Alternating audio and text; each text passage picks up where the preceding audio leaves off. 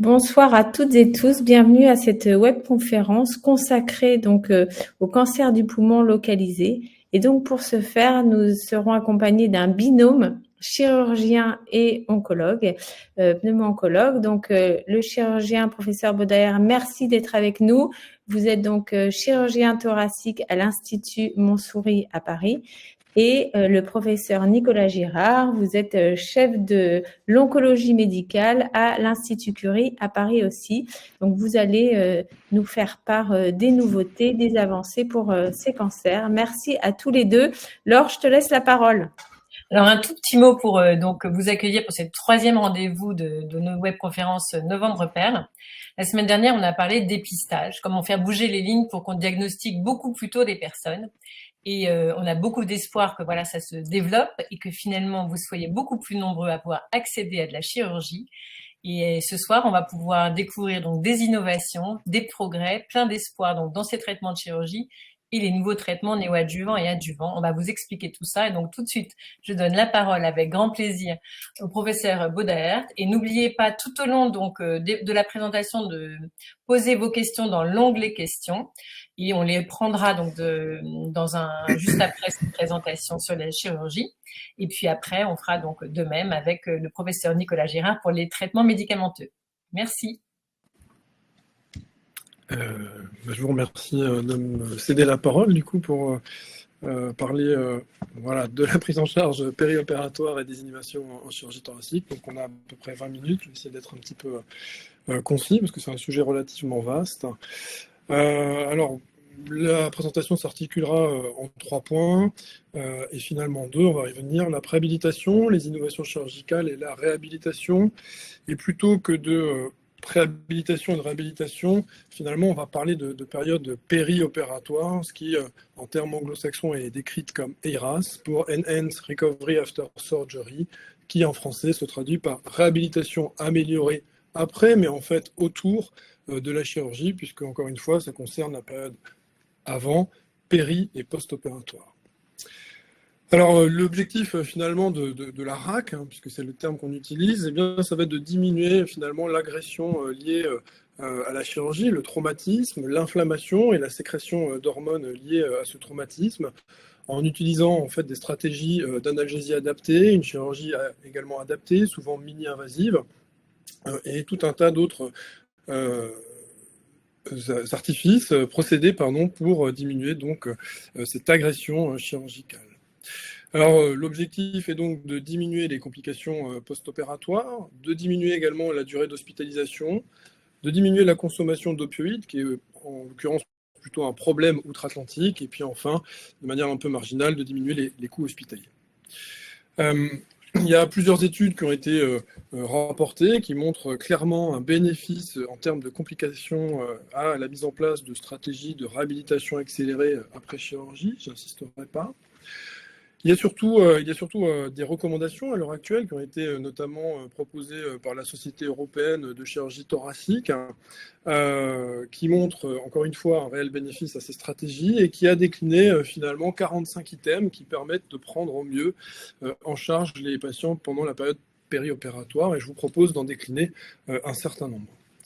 Alors, 3 périodes, préopératoire, périopératoire et post-opératoire. On va les décliner l'une après l'autre. Tout d'abord, la période préopératoire. Les différentes recommandations s'adressent à l'information du patient, à sa nutrition, au sevrage tabagique et alcoolique, à la recherche d'une anémie et à une réhabilitation fonctionnelle par kinésithérapie préopératoire. Alors, c'est assez dense. Globalement, quelques recommandations. Les patients doivent systématiquement recevoir une information éclairée en préopératoire. Nous avons à l'Institut Montsouris sur le site des fiches d'information dédiées que nous remettons aux patients en consultation et qui peuvent également consulter encore une fois sur le site de l'Institut. Les patients doivent avoir de manière systématique une évaluation préopératoire de leur état nutritionnel et le cas échéant, on met en place des substituts nutritionnels, voire de l'immunonutrition, comme c'est le cas souvent en chirurgie viscérale. On essaye également d'obtenir un sevrage tabagique et alcoolique complet. Le délai recommandé est de 4 semaines pour l'intoxication tabagique afin de limiter les effets d'hypersécrétion après sevrage. Pour l'alcool, le délai est également de 4 semaines et c'est souvent plus important pour les patients dépendants en raison du risque de sevrage pendant la période périopératoire. On recherche également l'anémie, comme j'en avais parlé. En cas d'anémie, c'est-à-dire de taux d'hémoglobine abaissé, eh bien, on peut mettre en place un traitement substitutif avec du fer qui est proposé. Et puis enfin, chez les patients avec une fonction respiratoire limite, comme je vous le disais, on peut proposer une réhabilitation préopératoire avec de la kinésithérapie qui est alors prescrite. On a également des vidéos sur notre site qui permettent aux patients d'avoir une rééducation dirigée, en tout cas de leur expliquer comment réaliser cette kinésithérapie. Voilà un petit peu pour la période préopératoire. Concernant la période périopératoire, donc là c'est plutôt ce qui se passe à l'hôpital, ça s'adresse essentiellement à la prémédication et puis aux différents temps autour de la chirurgie. Là encore quelques items. Jusqu'à récemment, finalement, on laissait les patients à jeun avant l'opération très longtemps, 12 heures avant. On a bien compris que maintenant, c'était plus nécessaire, puisque les patients peuvent boire maintenant jusqu'à 2 heures avant l'opération et manger jusqu'à 6 heures. On n'administre plus de manière systématique des sédatifs, ce qu'on appelait la prémédication avant. Ça, on a clairement allégé.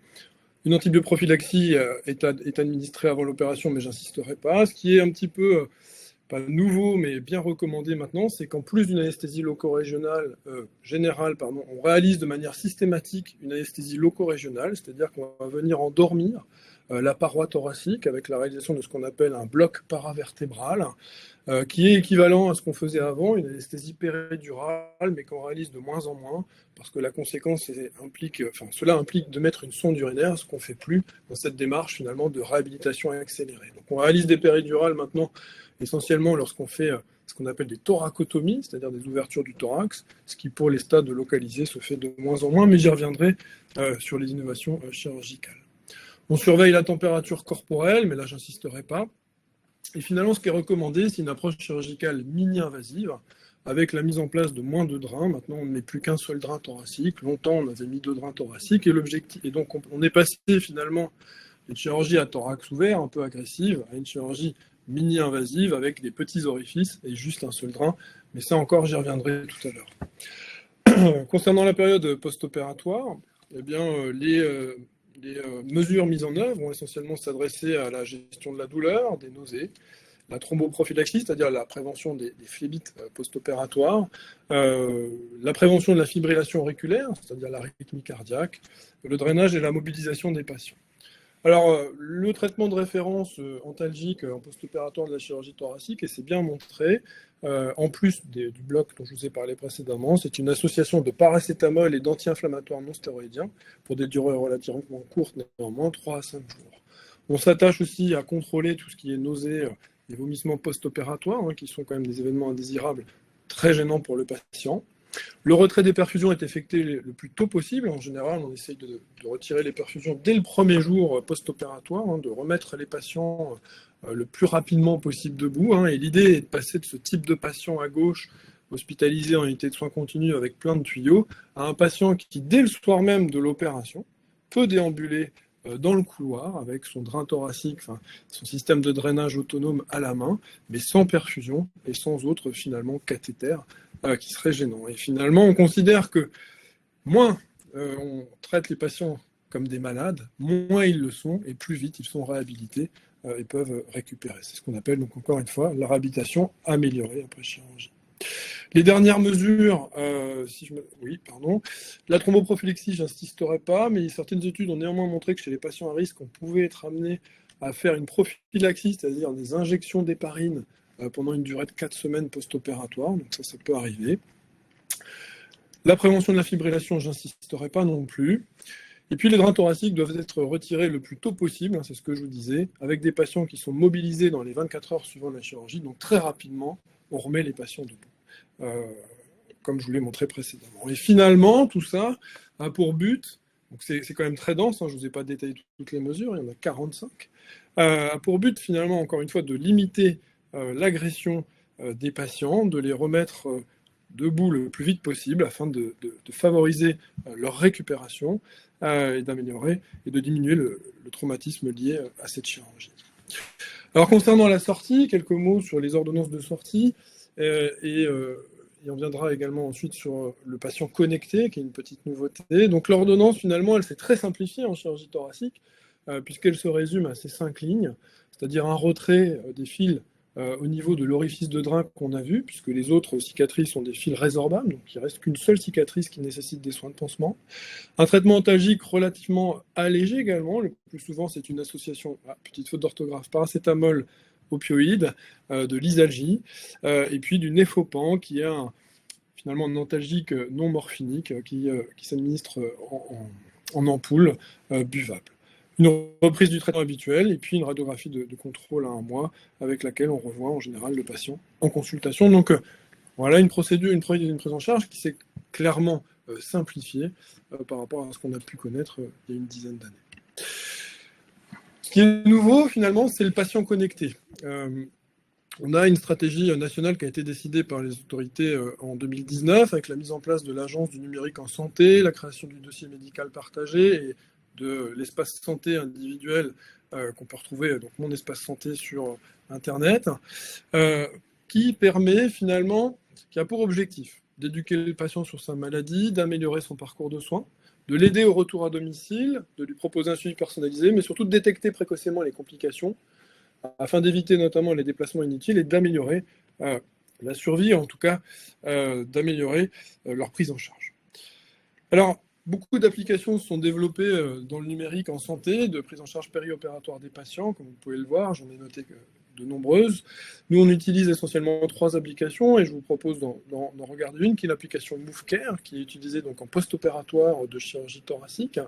Une application que les patients peuvent installer donc sur leur téléphone et dans laquelle ils remplissent finalement des questionnaires hebdomadaires qui sont envoyés à une plateforme, puis analysés.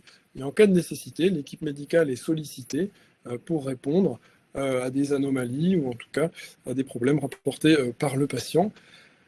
La particularité de MoveCare, c'est que ça a bien été montré de manière formelle par notamment une étude, une nette amélioration finalement du contrôle des complications chez ces patients et même de la survie. Alors on a vu la période de périopératoire. Je vous propose, alors, on est à peu près à la moitié du temps, donc on est à peu près dans les temps, de nous intéresser maintenant aux innovations chirurgicales. Alors les innovations chirurgicales, quelles sont-elles? Alors tout d'abord, quels sont les différents types d'exérèses pulmonaires qu'on réalise? Il en existe 4 principales. La première, la pneumonectomie, qu'on réalise de moins en moins, de manière marginale, et qui consiste à retirer tout le poumon. Et donc vous comprenez bien que c'est souvent pour des grosses lésions. La lobectomie, qui consiste à retirer un seul lobe du poumon. Nous avons 3 lobes à droite et 2 lobes à gauche. La segmentectomie, qui est ce qu'on appelle également l'exérèse infralobaire, c'est-à-dire que les lobes sont divisés en segments et on va retirer juste un segment de ce poumon. Et enfin, l'exérèse qu'on appelle wedge, qui veut dire coin en anglais, c'est une résection non anatomique. On va enlever un quartier du poumon pour retirer la lésion concernée. Alors, la pneumonectomie a été décrite dans les années 30 par Graham. C'est une technique historique, mais qui est restée longtemps le standard, puisque à l'époque, on ne savait faire que ça. Jusqu'à l'avènement dans les années 60 de la lobectomie pulmonaire, on a montré finalement que les résultats en termes de morbidité, mortalité périopératoire étaient quand même meilleurs que la pneumonectomie, qui reste un geste extrêmement lourd, et avec finalement des résultats oncologiques au moins similaires, voire parfois meilleurs. Très longtemps, la lobectomie a été le traitement de référence. On a ici encore les recommandations de 2013 de l'Association américaine de pneumologie, qui en premier lieu place la lobectomie et la place devant les exérèses infralobaires ou segmentectomie dont on a parlé. Mais déjà, dans les années 2010, on voit l'apparition des exérèses sous-lobaires en cas de comorbidité ou de fonction respiratoire altérée, c'est-à-dire chez les patients ne pouvant supporter une lobectomie, on pouvait déjà proposer ce qu'on appelle une exérèse sous-lobaire, et en premier lieu, plutôt une segmentectomie anatomique qu'une exérèse en coin, comme je vous ai montré. La nouveauté, c'est finalement, ces dernières années, notamment l'année dernière, la publication de plusieurs articles, et notamment un article japonais, qui était une grande étude randomisée, qui a montré, finalement, pour faire simple, que pour les lésions de moins de 2 cm, la segmentectomie pulmonaire donne des résultats équivalents à la lobectomie. C'est-à-dire qu'en enlevant beaucoup moins de poumons finalement. On a un contrôle de la maladie équivalent. Alors, quel est l'intérêt finalement et c'est devenu, la recommandation à l'heure actuelle, ça c'est les recommandations OncoRIF pour l'Île-de-France. Et donc, pour des raisons d'économie de parenchyme, la segmentectomie anatomique peut être envisagée comme alternative à la lobectomie pour les lésions périphériques de moins de 2 cm de diamètre. Alors l'intérêt, eh bien, il est surtout fonctionnel, parce qu'on comprend bien que moins on enlève de parenchyme, et mieux on conserve la fonction ventilatoire, et quand on enlève un segment seulement, comme on voit à gauche, eh bien, on voit bien l'économie de parenchyme par rapport à une lobectomie du côté droit, et même si on doit enlever 2 segments parce que la lésion est à cheval, eh bien, globalement, sur le plan fonctionnel, on a quand même un net gain, un gain non négligeable, et ça a été montré par plusieurs études, avec un gain fonctionnel respiratoire de la segmentectomie par rapport à la lobectomie. La deuxième raison, c'est que la majorité de ces patients, finalement, ont été... le poumon de ces patients a été exposé à la même dose de tabac, finalement. Et ils ont un risque de récidive de seconde lésion au niveau du poumon restant qui est équivalent. Et on avait repris, c'est les patients de l'Institut Montsouris, une cinquantaine de patients chez qui on avait été amené finalement à réaliser une seconde exérèse pulmonaire. Et vous comprenez bien que si nous avons déjà retiré un lobe, eh bien c'est difficile de pouvoir proposer une deuxième lobectomie à ces patients. Et la segmentectomie, puisqu'elle permet d'économiser du parenchyme pulmonaire, eh bien permet parfois de réopérer ces patients et de traiter un second cancer de manière optimale. Alors, où doivent être faits ces gestes ? On sait maintenant que les centres à haut volume, finalement, ont de meilleurs résultats. C'est ce qu'on appelle les centres experts en termes de mortalité périopératoire, mais j'insisterai pas. L'autre point à souligner, c'est que plusieurs articles aussi ces dernières années ont montré l'intérêt des politiques de dépistage individuel ciblé du cancer du poumon, et on comprend bien que dans les années à venir, on va découvrir de plus en plus de petites tumeurs, et le plus souvent inférieures à 2 cm, et qui vont donc relever de ces techniques de segmentectomie que nous avons évoquées. Alors, la deuxième chose, donc on a vu quel geste finalement réaliser au niveau du poumon, maintenant comment le réaliser. Aujourd'hui, la technique de référence devient l'abord mini-invasif pour ces petites lésions, et on en a déjà parlé. La chirurgie à thorax ouvert a laissé sa place à la chirurgie à thorax fermé, avec des petites cicatrices en nombre variable, mais on n'ouvre plus le thorax comme on le faisait par avant, et notamment on n'écarte plus les côtes comme on le faisait, ce qui est source d'importantes douleurs post-opératoires. Et la thoracotomie, finalement, dans plusieurs études, est un facteur de morbimortalité périopératoire indépendant, et donc il est bien évident qu'il est licite maintenant de réaliser des abords mini-invasifs. Alors c'est devenu même la recommandation pour les stades précoces de cancer du poumon, de réaliser ces abords mini-invasifs pour les tumeurs qu'on dit de stade 1, inférieures à 4 cm et sans atteinte ganglionnaire. Alors, la chirurgie vidéo versus la chirurgie robot-assistée, ce sont les deux modalités de chirurgie mini-invasive. La chirurgie vidéo-assistée, eh bien, le chirurgien tient les instruments, son aide la caméra, et on réalise la chirurgie de cette manière-là. La chirurgie robot-assistée, finalement, le chirurgien est séparé du patient par une interface qui est le robot, et ce robot va être manipulé à distance. Donc on a les 3 éléments ici du robot avec une colonne, un écran, où il y a l'écran, une potence où on peut voir les 4 bras du robot, et à droite, ce qu'on appelle la console, où le chirurgien va s'installer, voir à l'intérieur du patient, manipuler des joysticks qui vont reproduire les mouvements de ses doigts au niveau des bras du robot, avec finalement des degrés de liberté beaucoup plus importants, et une chirurgie probablement plus précise. Néanmoins, au jour d'aujourd'hui, il n'existe pas d'étude qui a montré de réelle supériorité de la chirurgie robot-assistée par rapport à la chirurgie vidéo-assistée, notamment en termes de résultats oncologiques ou de survie des patients. La grande nouveauté également, mais je pense que Nicolas Girard vous en parlera largement après, c'est l'immunothérapie qu'on dit néo-adjuvante, c'est-à-dire avant la chirurgie, qui donne de très très grands espoirs à l'heure actuelle, avec des résultats en termes de survie de nos patients largement améliorés. Mais encore une fois, je pense que Nicolas vous en parlera par la suite. Au niveau chirurgical, néanmoins, cette immunothérapie, on l'a constaté, va être à l'origine d'une inflammation très importante au niveau des tissus intrathoraciques. Et les premiers papiers objectivaient malheureusement des taux de conversion assez importants parce qu'on se retrouvait avec des tissus très remaniés, très difficiles à disséquer, parfois hémorragiques et inflammatoires, et donc des échecs, parfois des procédures mini-invasives impliquant à rebasculer sur une chirurgie conventionnelle par thoracotomie. Donc initialement, quelques réticences. Néanmoins, les derniers papiers montrent que ce taux de conversion finalement a tendance à chuter avec l'expérience des opérateurs, mais surtout avec l'utilisation systématique du robot.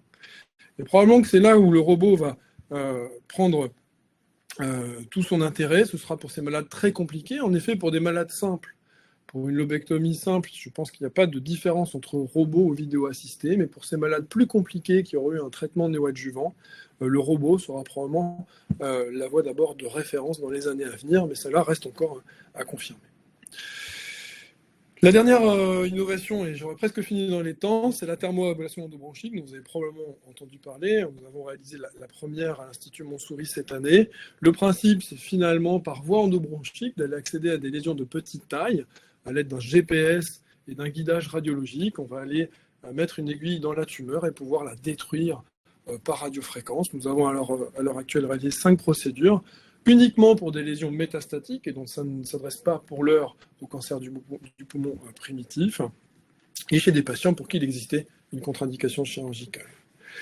En conclusion, les grandes innovations, ce sont donc la réhabilitation améliorée après chirurgie, le patient connecté, l'avènement de la segmentectomie pulmonaire, la chirurgie robot assistée, l'immunothérapie néoadjuvante, et puis bien, dans un futur proche également, la thermoablation endobronchique.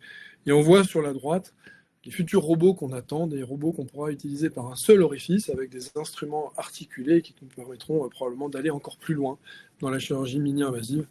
Je vous remercie de votre attention. Merci beaucoup pour cette présentation extrêmement riche et voilà, pleine d'innovations. Moi, je vais commencer. Alors, n'hésitez pas à mettre vos questions donc dans l'onglet si vous en avez. Moi, je vais commencer par vous en poser quelques-unes un peu de base. Vous allez me dire, mais parce qu'en fait, déjà, on a 2 poumons, mais ils sont pas les mêmes. D'un côté, il y a 2 lobes, d'un côté, il y a 3 lobes. Bref, est-ce que c'est différent d'avoir une maladie dans le poumon à gauche ou dans le poumon à droite? Et si oui, pourquoi? Alors, on a en effet des poumons qui sont asymétriques, mais globalement, en termes de segments, en fait, d'unités fonctionnelles infralobaires dont on a parlé, eh bien, il y a très peu de différence entre les 2 poumons, et on a tendance, quoi qu'il en soit, maintenant à raisonner plutôt en termes de segments, comme je vous le disais, que de lobes. Et ça n'a pas d'importance, finalement, d'avoir un cancer à droite ou à gauche. On va s'adapter à la taille et à la localisation de la lésion. C'est surtout ça qu'il faut retenir. Okay. Vous nous avez très bien expliqué donc l'intérêt de cette réhabilitation, enfin finalement cette démarche très globale péri-opératoire, avant, pendant, après, avec tout ce que vous mettez en place. Et vous avez parlé de quelque chose qu'on connaît pas forcément, c'est l'immunonutrition. Il me semble avoir entendu ça. De quoi s'agit-il? Alors, c'est la recommandation, elle est assez faible, le niveau de preuve est assez faible, et c'est proposé. L'immunonutrition, c'est une nutrition qui va solliciter le système immunitaire. Ça a été beaucoup montré en chirurgie viscérale, de manière finalement à renforcer les défenses immunitaires avant la chirurgie. Donc c'est des produits de type oral impact, que vous avez peut-être déjà entendu, avec un niveau de preuve en chirurgie thoracique qui reste encore modéré. Mais ça reste une option pour les patients dénutris, en plus de la renutrition conventionnelle. D'accord. Alors, il y avait une question dans l'échange. Si j'ai un cancer du poumon dans le poumon et une métastase dans la plèvre, donc juste à côté, pourquoi on n'opère pas là, ou est-ce qu'on peut opérer, on va dire, ce type de maladie juste à côté ou Alors, est-ce que vous on pouvez peut opérer parler des poumons de ces champignons On peut rester dans une démarche curative pour certaines formes de cancer du poumon avec une métastase unique. La particularité de la plèvre, c'est que souvent, ça reflète une dissémination un peu, on va dire, systémique générale, et que c'est rare finalement qu'on ait une métastase unique pleurale, et que c'est le plus souvent une maladie un petit peu diffuse et disséminée de la plèvre. Et là, pour le coup, la chirurgie n'est pas un traitement adapté. La chirurgie marche bien quand la lésion est vraiment localisée et on dit résécable en fait. Si on ne peut pas retirer en totalité la maladie, ça n'a pas d'intérêt. Alors, je continue dans mes petites questions tant que je ne vois pas apparaître. Vous avez donc souligné, on va dire, la haute technicité de cette chirurgie et les grandes avancées aussi, hein, puisqu'on ne fait pas du tout les mêmes gestes qu'il y a quelques années. Est-ce que vous pouvez nous rappeler où est-ce qu'on peut trouver, on va dire un peu les centres experts en chirurgie comment ça se passe? Que c'est un vrai besoin d'orientation qu'on a au début de son parcours de soins. Je crois que c'est important de rappeler que tous les centres font pas les mêmes techniques, donc c'est quand même un temps essentiel du parcours de soins pour les personnes. Alors, moi je peux parler pour notre institut. Bon, globalement, nous on reste un institut, enfin un établissement à haut volume, ce qu'on appelle un centre expert, mais bien sûr il y en a d'autres sur Paris. Et l'ensemble des centres qui font de la chirurgie thoracique sont soumis à une accréditation par l'INCa, notamment par les autorités de santé. Et normalement, ces centres doivent répondre aux critères que je vous ai évoqués. En l'occurrence, sur la région parisienne, alors, je ne sais pas s'il y a des gens de province, mais oui. Il existe, oui d'accord, beaucoup de centres. Souvent, les CHU, bien entendu, sont des centres experts, agréés. Voilà, mais c'est rare finalement, à l'heure actuelle. La politique est plutôt de s'orienter vers des centres à haut volume et de définir ces centres experts. Les niveaux de volume, d'ailleurs, vont bientôt être augmentés. Merci beaucoup. Et une dernière question, si j'ai été opérée il y a quelques temps d'un cancer du poumon, est-ce qu'il faut que je revienne vous voir pour savoir si justement les choses ont changé dans mon cas? Vous voyez ce que je veux dire? Si j'ai j'ai été opérée il y a quelques mois et après cette conférence, je me rends compte que peut-être il y a des traitements qui seraient nouveaux ou quelque chose. Qu'est-ce que je dois venir voir dans ces cas-là? Alors, après une chirurgie, le dossier est systématiquement discuté en réunion de concertation pluridisciplinaire. C'est des réunions hebdomadaires qu'on a entre oncologues, pneumologues et chirurgiens thoraciques pour définir les stratégies de prise en charge de nos patients, savoir s'il y a une indication de traitement complémentaire ou pas, mais aussi mettre en place la surveillance. Et quoi qu'il en soit, les patients sont surveillés au minimum pendant 5 ans après leur chirurgie. Et donc c'est quand même exceptionnel que des patients soient seuls, finalement isolés, comme vous le dites. Il existe toujours un suivi, si les choses sont bien faites, pendant au moins 5 ans. Et donc les patients en général sont informés s'il y a un changement de stratégie à envisager chez eux. Merci beaucoup. Merci beaucoup. Alors, on a vu la partie chirurgie. Il y a le pendant aussi médicamenteux qui va être traité par le professeur Girard. Oui, alors effectivement, merci de votre invitation ce soir. Le point, c'est que la chirurgie est évidemment le centre du traitement lorsque la tumeur est localisée dans le poumon. Mais c'est compliqué parce que finalement, plus la tumeur est grosse, moins la probabilité de s'en sortir, de effectivement guérir, va être importante. À chaque fois qu'on prend 1 centimètre de tumeur au diagnostic, on perd 10% de chance de guérison à long terme. C'est ce qui est montré ici sur une grande base de données. Alors ça dépend du stade, mais surtout de la taille tumorale. À chaque fois qu'une tumeur de 1 centimètre, ça va être 90% de guérison à 5 ans. De 2 cm, c'est que 80%, 3 cm, 70%, 4 cm, 60%, etc. Donc en fait, le problème, ça pose plusieurs questions, cette constatation. D'une part, il faut faire du dépistage, on pourra en dire un mot, pour détecter le plus tôt possible les cancers du poumon et les opérer de façon la moins agressive possible, comme on vient de le voir. Mais lorsque la tumeur est volumineuse, il faut compléter la chirurgie par d'autres traitements pour minimiser les risques de rechute et augmenter les chances de guérison. Et alors, historiquement, on faisait de la chimio, ce qu'on appelle la chimio adjuvante, c'est-à-dire après la chirurgie, on opère finalement, et puis ensuite, on rajoute finalement 3, 4 injections de chimiothérapie. Ça, c'est des choses qui ont été développées il y a 25 ans et qui apportaient un tout petit peu de bénéfices. Mais vous voyez, très très peu.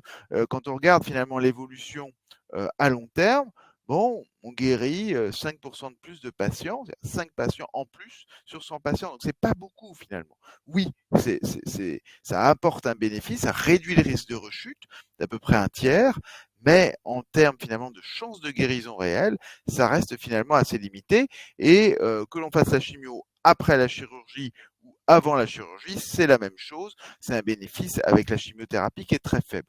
Donc finalement, on pèse les indications de chimiothérapie en disant bon bah déjà est-ce que la chirurgie je la fais avant ou après, et d'autre part en fonction du risque de la chimio qui peut donner effectivement des toxicités, on va peser le pour et le contre. Ça va dépendre de la taille de la tumeur. Est-ce qu'il y a des ganglions autour de la tumeur qui sont présents? Et puis, bien sûr, l'âge du patient, les comorbidités, c'est-à-dire les autres maladies qui peuvent être présentes. Et tout ça conduit à une décision ou pas de faire le traitement complémentaire.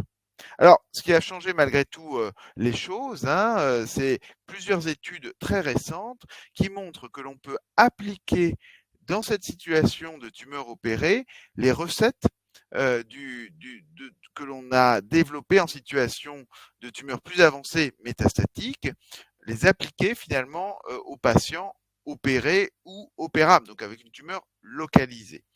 Le premier principe, c'est de séparer les groupes de cancer du poumon en fonction des caractéristiques dans les gènes de la tumeur, ce qu'on appelle les thérapies ciblées. Les thérapies ciblées, c'est le traitement par comprimé, et en situation de cancer du poumon avancé ou métastatique, ils ont vraiment révolutionné les choses puisque ces traitements ciblés font mieux que la chimiothérapie en termes d'efficacité, de diminution de la taille de la tumeur, et puis de toxicité parce que c'est beaucoup moins toxique que la chimio.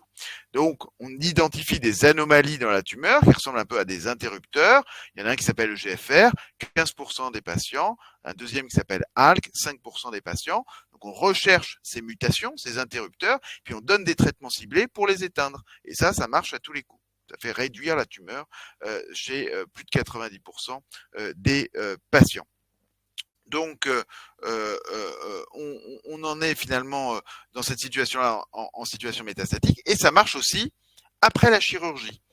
Ça marche pour les patients EGFR, donc on opère la tumeur lorsqu'elle est EGFR mutée, le patient est opéré, on fait de la chimio s'il y en a besoin, et puis après on donne 3 ans de traitement ciblé contre le GFR, et finalement ça réduit de 80% le risque de rechute et ça améliore les chances de guérison. Donc ça, c'est de la pratique, ça veut dire que quand vous êtes opéré d'un cancer du poumon, il faut absolument rechercher la mutation de l'EGFR, parce que si on ne la recherche pas, on va passer à côté, on ne va pas donner ce traitement qui réduit de façon majeure le risque de rechuter et qui améliore les chances de guérison. Donc ça, c'est un élément de pratique important. Et même chose pour l'autre marqueur qui est le ALK, pour le titre, c'est la même chose. Dans le ALK, on donne un anti-ALK, cette fois même en remplacement de la chimiothérapie, ça réduit de 80% le risque de progresser. Donc lorsqu'on est opéré d'un cancer du poumon, on sait qu'il est EGFR ou ALK, on va donner des traitements ciblés pour compléter le geste de chirurgie. Alors, en situation métastatique, pour les patients qui n'ont pas ces mutations, la grande révolution, ça a été l'immunothérapie, une sorte de stratégie qui stimule les défenses du patient contre le cancer, comme un vaccin. Et donc, cette immunothérapie, ça correspond à un traitement par perfusion, finalement, qui stimule les défenses, qui vont aller réduire les cellules cancéreuses. Et l'idée, c'est de l'appliquer, finalement, aussi dans cette situation de chirurgie. Alors, ça a été essayé à la fois en post-opératoire, donc après la chirurgie, je fais de la chimio, puis après je fais de l'immuno pendant 1 an, en traitement complémentaire, et ça apporte un bénéfice, mais qui est de l'ordre de 25% sur le risque de rechute, et on n'est pas sûr que ça améliore vraiment les chances de guérison réelle. Donc en fait, aujourd'hui en France, ce qu'on appelle l'immunothérapie adjuvante, c'est-à-dire après la chirurgie, elle n'est pas disponible, elle n'a pas été remboursée par les autorités, et probablement à juste titre, parce qu'effectivement, l'amplitude du bénéfice est relativement faible, et d'autre part, c'est 1 an de traitement, donc c'est un traitement très prolongé après la chirurgie, avec aussi des risques de toxicité de l'immunothérapie. Donc en fait, tout ça fait que le rapport entre les bénéfices potentiels de cette immunothérapie et les risques sont relativement limités. Et donc, du coup, ça explique la décision des autorités françaises de ne pas avoir remboursé ces médicaments d'immunothérapie adjuvante. Alors, l'autre façon de donner ces traitements d'immunothérapie, c'est de les donner avant la chirurgie, ce qu'on appelle le néoadjuvant. Et là, c'est beaucoup plus intéressant parce que, comme je vous disais, l'immunothérapie, c'est stimuler les défenses du patient contre les cellules cancéreuses. Ben, on comprend bien que c'est plus facile de stimuler des défenses quand la tumeur elle est encore dans le poumon, parce qu'il y a quelque chose à stimuler, il y a quelque chose qui va finalement activer les cellules cancéreuses qui vont croiser cette tumeur, et donc on va amplifier finalement cet effet-là. On comprend bien que c'est spontanément plus efficace que de stimuler des défenses immunitaires. Une fois que la tumeur est partie, on ne sait pas contre quoi on stimule, et donc on a même plus de risque de toxicité. Là, on stimule les défenses contre la tumeur qui est encore dans l'organisme. Alors ça veut dire quoi? Ça veut dire que quand on fait un traitement comme ça, on retarde le geste de chirurgie, on ne le fait pas tout de suite, et on commence par un traitement néoadjuvant, donc de la chimio et de l'immunothérapie. Donc c'est un changement de parcours, c'est-à-dire on a une tumeur qui est opérable, on ne va pas dire on va tout de suite vers le chirurgien et on opère tout de suite, on va dire non, on va d'abord faire l'immunothérapie, vous vacciner contre la tumeur, la réduire, faciliter potentiellement le geste chirurgical, et ensuite on va opérer. Pour faire ça, il faut donc faire une biopsie de la tumeur pour bien être sûr que c'est un cancer du poumon, rechercher ces marqueurs dont on a parlé, le GFR, le ALK, et puis aussi le PDL1 qui est la cible de l'immunothérapie. Mais ces traitements adjuvants, d'une part, sont beaucoup plus courts parce que finalement, on va faire que 3 injections de chimio et d'immunothérapie, donc en gros 2 mois de traitement avant d'opérer finalement la tumeur. Et en faisant ça, on a un traitement qui est plus court et surtout qui est beaucoup plus efficace. On réduit de 40% le risque de rechute et on augmente de 40% le risque de guérison.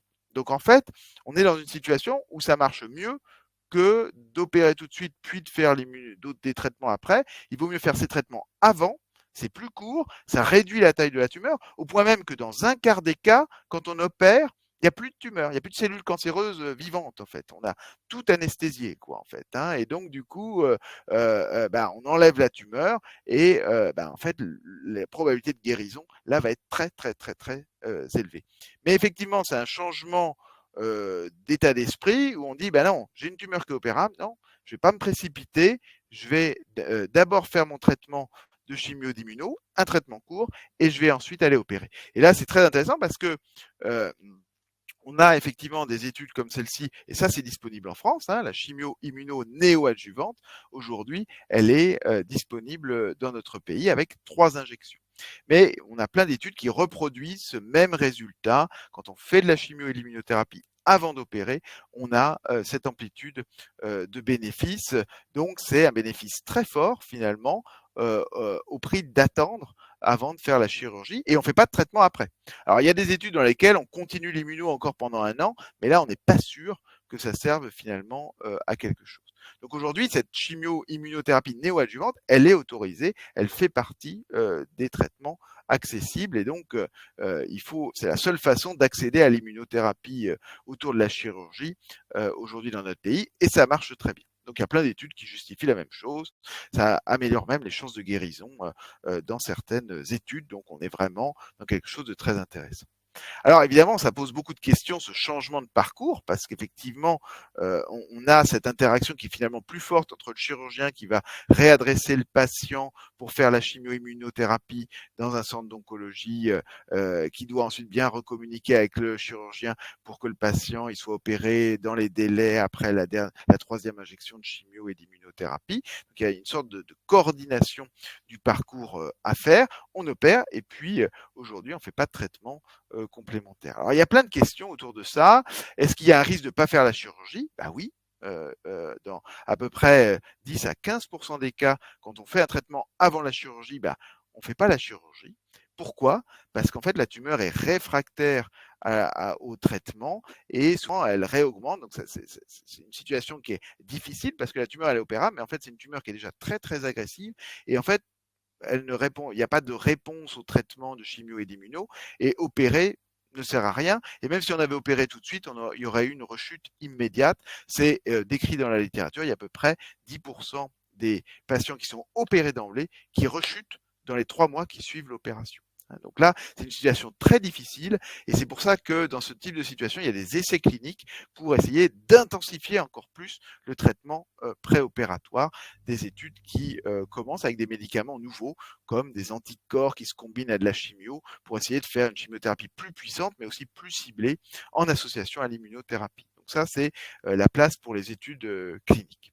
Et puis quand on ne peut pas opérer, on peut aussi faire de la chimio et des rayons finalement, comme on le fait pour des tumeurs non opérables, avec une certaine efficacité. Il y a d'autres questions finalement autour de cette biopsie pré-thérapeutique. Donc avant de décider ce qu'on fait, si on opère, il faut faire une biopsie pour avoir ces marqueurs, là les interrupteurs, les mutations, pour avoir la cible de l'immuno. Et donc ça c'est indispensable parce que sinon on ne peut pas savoir dans quel sens on fait la chirurgie, le traitement avant ou le traitement après, si c'est un traitement ciblé. Donc, et puis opérer en connaissance de cause. Là, pour des tumeurs qui mesurent plus de 3 cm, c'est quand même essentiel finalement pour adapter le geste, comme on le disait tout à l'heure.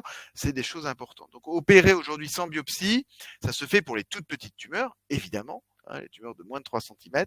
Quand la tumeur elle commence à faire plus de 3 cm, là, il faut faire une biopsie pour opérer en connaissance de cause et prendre les bonnes décisions de traitement avant la chirurgie, voire après la chirurgie. Il y a une autre question autour de cette question de la disparition, je dis la réponse pathologique, c'est quand on opère et on n'a plus de cellules cancéreuses vivantes sur ce qu'on a opéré. Alors ça arrive finalement dans un quart des cas avec l'immunothérapie. C'est assez perturbant parce qu'on dit mais pourquoi on m'a opéré ? Oui, on ne pouvait pas le savoir avant. Donc il y a toute une recherche aujourd'hui pour essayer de prédire à l'avance, avant la chirurgie, les situations où il n'y a plus de cellules cancéreuses vivantes, ce qui permettrait comme ça d'adapter, de ne pas faire la chirurgie, ça ce serait l'extrême, on n'en est pas encore tout à fait là, mais peut-être de faire une chirurgie un peu moins extensive, en tout cas certainement pas de faire la pneumonectomie dont on a parlé tout à l'heure, enlever un poumon. Bon, donc on est en train d'apprendre aussi à prédire ces situations de réponse pathologique complète qui sont associées d'ailleurs à une guérison. Quand on est en réponse pathologique complète, la probabilité de rechute, elle est de moins de 5% à 5 ans. Donc en fait, c'est des situations très très favorables et c'est vers ça qu'il faut aller. Il y a aujourd'hui aussi beaucoup d'études cliniques, d'essais, de protocoles qui essayent d'intensifier le traitement quand justement on n'est pas en réponse pathologique. Parce qu'effectivement, il y a, dans 3/4 des cas, il y a encore des cellules vivantes sur ce qu'on opère. Qu'est-ce qui c'est dans ces situations-là, il faut compléter le traitement avec l'immunothérapie en plus pendant 1 an, ou voir ces nouveaux traitements. Donc, on peut être amené à vous proposer de participer à des études cliniques qui intensifient le traitement dans certaines situations pour justement augmenter la probabilité de guérison et éviter finalement les rechutes.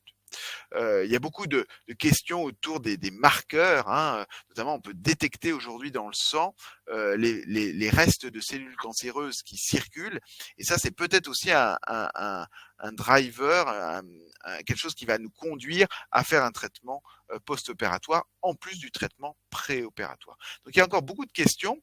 Il y a une grande avancée qui est cette immunothérapie préopératoire. Il ne faut pas louper le coche, parce que si on est opéré tout de suite et finalement, qu'est-ce qu'on fait après ? On n'a que la chimio, on n'a pas accès à l'immunothérapie en post-opératoire, donc il faut impérativement la faire avant d'opérer, et aujourd'hui c'est disponible, donc ça change vraiment le parcours, et normalement dans les grands centres chirurgicaux c'est quelque chose qui est fait parce que c'est ça qui réduit, comme on le disait, le risque de rechute de 40%, qui réduit le risque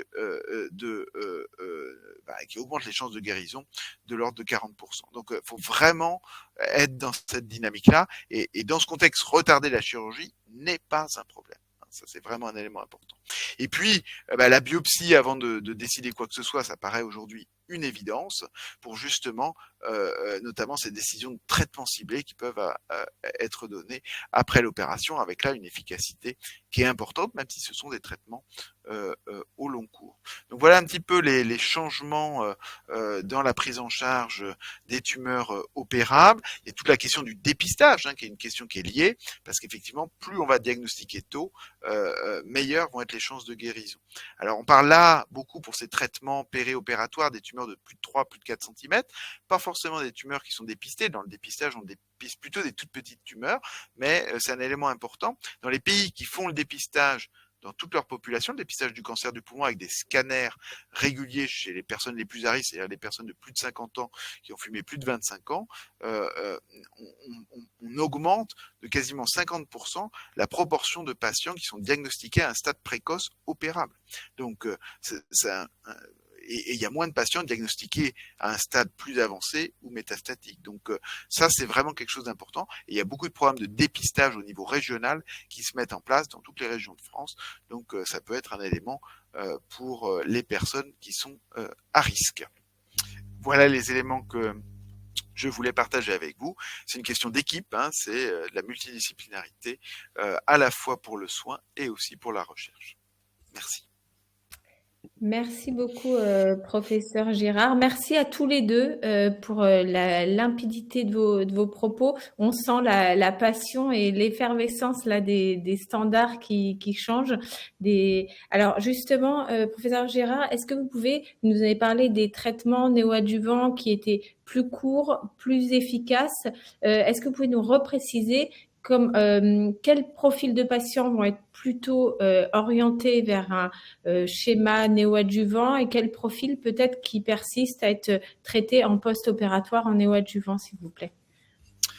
Toute tumeur de plus de 4 cm, c'est plutôt le néoadjuvant en fait. Ça c'est très clair, ça dépend du niveau d'envahissement ganglionnaire qui peut être associé à la tumeur. Ça va dépendre effectivement aussi de la localisation de la tumeur qui peut être plus ou moins gênante, notamment pour la respiration. Donc il y a d'autres facteurs qui rentrent en ligne de compte. Mais de façon générale, c'est plutôt un traitement préopératoire, un néoadjuvant pour la plupart des patients. Sauf s'il y a effectivement ces mutations particulières, ces interrupteurs particuliers, où là aujourd'hui c'est plutôt une stratégie adjuvante, donc post-opératoire. Et là, donc du coup, il y avait une question sur le fil là-dessus. Ça veut dire que dans toutes les situations, l'analyse finalement de qu'est-ce que c'est ce cancer, est-ce qu'il y a des caractéristiques particulières, ça sera sur une biopsie de la tumeur, ou est-ce que parfois ça va être sur la pièce opératoire, ou est-ce qu'il y a parfois deux biopsies, parce que par exemple dans le sein on a eu des explications d'Anapat où souvent il y a un premier travail sur la biopsie, puis parfois on refait un autre travail sur la pièce opératoire. On va faire les deux. On va faire les deux. Le mieux est de faire ces 3 tests. C'est la cible de l'immunothérapie, le PDL1, et les 2 mutations EGFR-ALK. Tout ça peut être fait en anapath, donc il n'y a pas besoin de ressources très complexes pour faire ça. Plutôt sur la biopsie, mais effectivement, ce sera refait de toute façon sur la tumeur opérée, parce que la biopsie c'est un tout petit échantillon et que ça peut effectivement, notamment pour les mutations, on peut effectivement parfois passer à côté. Donc ce sera quelque chose de répété effectivement sur la pièce opératoire. Et juste aussi un point de confirmation, là ces recherches, donc EGFR, ALK, le PDL1, on est d'accord que ces recherches, elles sont accessibles en France partout, parce que typiquement dans le cancer du poumon, il y a beaucoup de recherches et certains, une dynamique parfois de recherche très très large qui parfois se fait uniquement dans le cadre de la recherche clinique ou des choses comme ça. Est-ce que vous pouvez nous repréciser ce périmètre, puisque là, pour une maladie localisée, ça s'adresse potentiellement vraiment à des patients dans toute la France, et on espère bientôt de plus en plus de patients pris à temps dans leur maladie. Oui, alors effectivement, tout ce dont on parle là, que ce soit les tests sur les biopsies, que ce soit l'immunothérapie préopératoire, les traitements ciblés post-opératoires, c'est du standard. Donc c'est remboursé, disponible partout. Il y a une organisation des soins dans notre pays qui fait que ces marqueurs sont pris en charge, qui fait qu'il y a effectivement ce contrôle de qualité des centres chirurgicaux via les seuils d'approbation pour exercer la chirurgie cancérologique thoracique. Donc on est dans une dynamique comme ça dans notre pays. Après, effectivement, comme on le disait tout à l'heure, il y a effectivement des approches chirurgicales qui peuvent être différentes d'un centre à l'autre.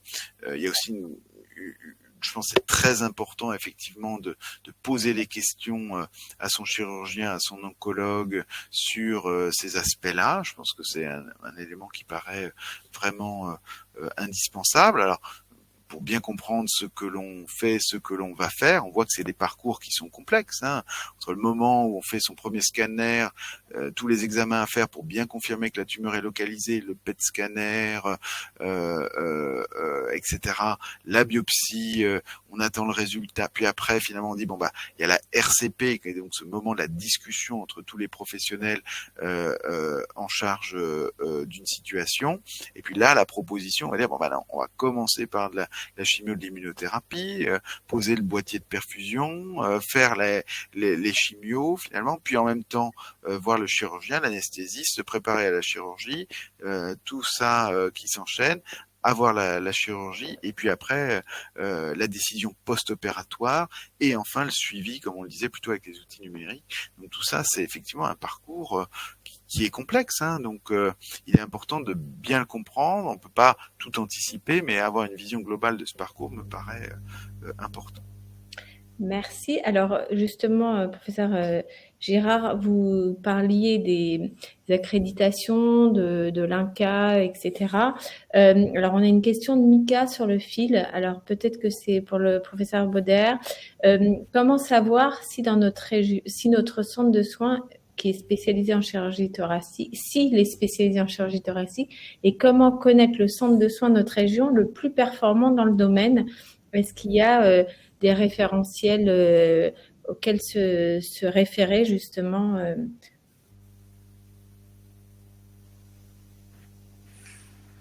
À ma connaissance, il n'y a pas de référentiel, mais globalement, encore une fois, la chirurgie thoracique, c'est une activité qui est soumise à autorisation. Si un centre dispose de chirurgie thoracique, c'est que normalement, il répond aux bonnes pratiques de l'INCa notamment. Maintenant, encore une fois, la plupart des CHU sont accrédités. Les gros établissements comme le nôtre, comme d'autres parisiens le sont également. C'est assez exceptionnel finalement d'avoir à l'heure actuelle des établissements qui ne sont plus accrédités, plus validés. On est tous dans ces procédures d'accréditation et on peut pas y échapper. Je pense que la notion de RCP, c'est un truc très important, hein. C'est-à-dire que on peut pas décider tout seul. Souvent, ces situations sont des situations complexes. On est dans une optique curative, hein, donc les enjeux sont importants. Hein, il ne faut pas se tromper, il ne faut pas se précipiter. Évidemment, on a envie tout de suite d'être opéré et de débarrasser de cette tumeur qui se développe, c'est tout à fait normal. Mais effectivement, prendre le temps de prendre les bonnes décisions, c'est ça qui, en fait, permet la guérison effective.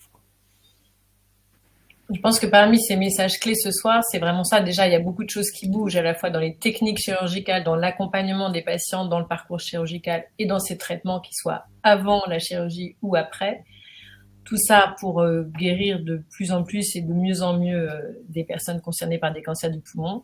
Mais avec cette idée importante il faut absolument qu'on caractérise cette maladie. Et c'est vrai qu'on a fait beaucoup, je pense, de progrès pour toutes les personnes qui vivent avec un cancer du poumon métastatique. Pour ça, c'est essentiel en fait de savoir quelle est cette maladie, comment est-ce qu'elle est caractérisée, comment elle évolue, etc. Mais dans les cancers du poumon localisés, il y a vraiment cette idée de savoir, on a besoin de connaître les caractéristiques de la tumeur en fait. Et c'est vrai que ça c'est assez c'est des messages qu'on va pouvoir reprendre et peut-être rassurer les personnes quand on a l'impression que c'est long. Et justement, on travaille un peu là-dessus. D'ailleurs, c'est l'occasion de faire un clin d'œil à l'équipe de Mon Réseau Cancer du Poumon. Que quand on vient de vous diagnostiquer, on vous annonce un cancer du poumon, vous avez quand même, c'est un cataclysme pour tout le monde. Et j'allais dire, vu l'image de cette maladie, c'est vraiment quelque chose de très stressant pour les patients et leurs proches. Et est-ce que vous auriez, au-delà de c'est important que vous puissiez travailler, bien caractériser les maladies et de façon à proposer les meilleurs parcours. Qu'est-ce qu'on peut faire de ce temps au début? Voilà, si on attend que la biopsie donne ses résultats, qu'est-ce qu'on fait pour se préparer peut-être à ces traitements, être soutenu? Est-ce que vous avez des conseils à nous donner pour les personnes? C'est un temps qui est effectivement toujours un petit peu angoissant. Je pense que c'est le moment où il faut essayer de trouver d'autres patients. Je pense que typiquement, les associations de patients sont là à ce moment-là parce que alors c'est toujours difficile parce que souvent chaque situation est particulière, mais il y a quand même des grands principes.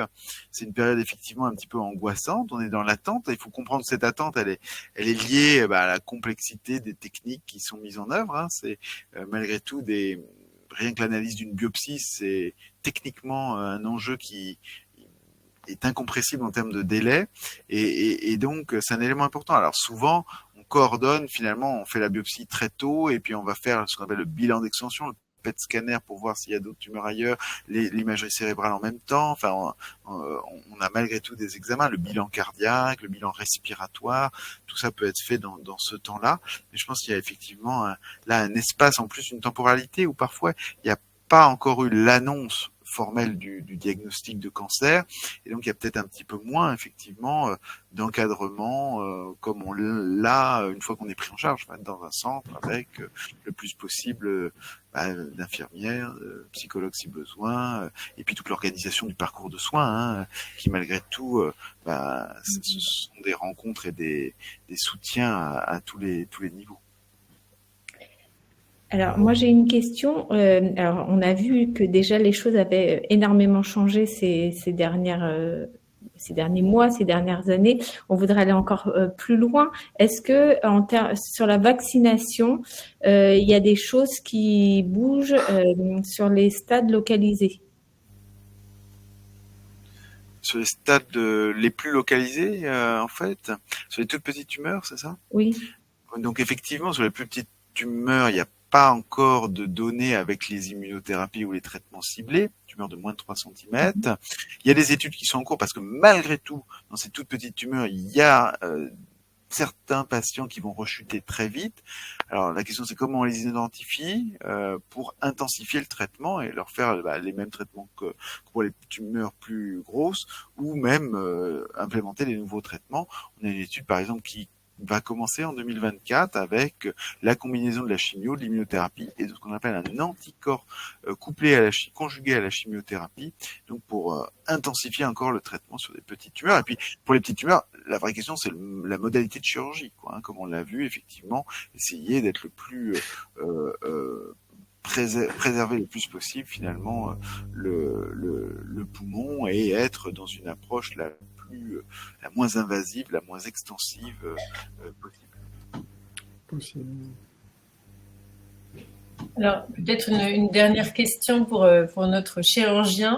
Alors là, on a beaucoup parlé finalement des nouvelles techniques qui arrivent avec notamment ces approches micro-invasives. Pour autant, il y a des patients qui ont eu d'autres types ou qui ont besoin d'une chirurgie plus lourde avec donc une thorax ouvert et donc les côtes écartées, tout ça. Et on a la question parfois, c'est pas si facile que ça les suites de ces opérations. Parfois, on peut avoir des douleurs, notamment au niveau des côtes qui ont été écartées. Est-ce que vous avez des conseils ou vers qui se tourner? Est-ce qu'on peut agir sur ces douleurs un peu résiduelles qui peuvent quand même participer à envahir un peu le quotidien? Alors, c'est devenu assez marginal, la thoracotomie. Je pense que maintenant, on est à moins de 20%, je dirais, de nos patients. Mais en effet, c'est un traumatisme très important de la paroi qui laisse le plus souvent des séquelles douloureuses. Donc, on a en effet des moyens pour pallier à ça, qui peuvent être médicamenteux. On utilise souvent des médicaments anti-épileptiques, classiquement, pour ces douleurs qu'on dit neuropathiques, parce qu'en fait, c'est l'irritation du nerf intercostal le plus souvent qui est à l'origine des douleurs. Mais on peut aussi recourir à des équipes spécialisées. C'est le cas notamment chez nous à Montsouris. On a une équipe qui est dédiée. À partir du moment où la douleur se pérennise, où on a du mal à la contrôler, on peut orienter les patients vers ce type de consultation, où il y a encore d'autres procédés qui peuvent être mécaniques, avec... on peut avoir de la neurostimulation, ce genre de choses qui peuvent être mises en place. Il existe des consultations dédiées, mais c'est évident, malheureusement, que ce traumatisme majeur qu'est la thoracotomie peut laisser parfois des séquelles douloureuses. Très bien. Donc, en tout cas, on peut se renseigner pour éventuellement accéder à une consultation spécifique pour des douleurs qui spécialisées, ah oui. Tout à fait. Très clairement, c'est à peu près 5% de nos patients. Ouais. Eh bien, merci beaucoup à tous les deux pour toutes ces informations très éclairantes, comme disent le fil. Donc, c'était dans le cadre de Novembre Pearl. Le dépistage dont on a parlé et qu'on a évoqué ce soir va bientôt le replay être en ligne. Et mercredi, on a une webconférence. Je vais vous mettre tout de suite le lien sur la sexualité et la vie intime, qui est aussi une problématique importante dans le cancer du poumon. On n'en parle pas très souvent. Et donc, on a décidé de lever les tabous, d'en parler avec Colette notamment, qui présentera les résultats d'une enquête qui a été menée dans le réseau Mon Réseau Cancer du Poumon, et un sexothérapeute clinicien qui sera là aussi pour donner des conseils. Donc, je vous souhaite à toutes et tous une excellente soirée. Professeur Girard, professeur Baudaert, est-ce que vous voulez dire un dernier mot avant qu'on finisse ? Non, merci de l'organisation de cette réunion. On voit que les prises en charge sont plus complexes qu'auparavant. Elles sont vraiment multidisciplinaires. Donc, faut pas hésiter à poser les questions, en fait. Il n'y a pas de questions bêtes. Parfois, on se sent un peu bébête en consultation. On ne sait pas quoi dire à son médecin. Non, mais il n'y a pas de questions bêtes. Et il faut vraiment poser les questions de manière à ce que ce soit le plus clair possible. Et je pense que c'est un temps d'échange qui est important. Voilà. Je vous remercie également de l'invitation et je rejoins le professeur Girard. Et on s'oriente vers des traitements de plus en plus complexes, en effet, et de plus en plus personnalisés et adaptés aux patients. Et ça, c'est vraiment une discussion qu'on a avec lui. Il ne faut pas hésiter, en effet, à échanger avec votre médecin. Eh bien, merci beaucoup. À bientôt. Merci beaucoup. À bientôt.